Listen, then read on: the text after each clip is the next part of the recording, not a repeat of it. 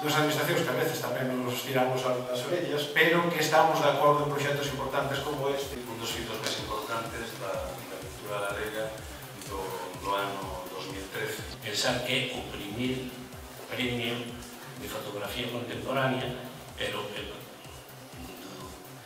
nace con vocación de continuidade. Que se vai a converter nun referente a nivel estatal. Un produto cultural que de alguna forma dé a conocer os nosos autores. O máis importante é que este premio que siga facéndose todos os anos para poder que se poidan facer proxectos fotográficos que se cheguen a realizar. Gostaríame felicitar a todos os participantes. Quedamos absolutamente desmolados, vemos que o xurado tuvo que traballar moito vendo moitísimos proxectos, chegamos de 8 países. Este proxecto mestura memoria, mestura documentación, mestura un xeito de proceder experimental, mestura escenificación e mestura imaxes totalmente oníricas que entran de cheo no plano da contemporaneidade. Houve unanimidade para decidir que este era o premio, sin dúbida alguna.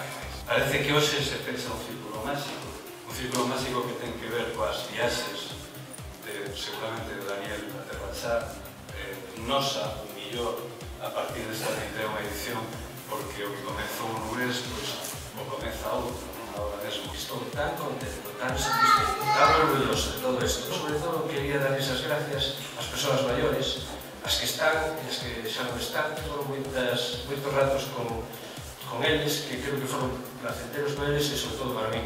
Creo que estas fotografías falan fundamentalmente da emoción da ausencia, do significado do silencio, das voces que xa non se oen, dos recordos que xa non se entenden. Felicitar a Fundación Víctor Losada por un traballo tan importante que realiza no eido da fotografía. A importancia que ten a Fundación Benito Losada porque supón de recoller a súa memoria e a súa actividade práctica, a de crear espazos de libertad, de creación. Os 4 capítulos porque son moi significativos na miña memoria personal, pero son estes 4 non outros porque tamén son significativos na memoria dos meus vecinos de Aterrachá. Son recordos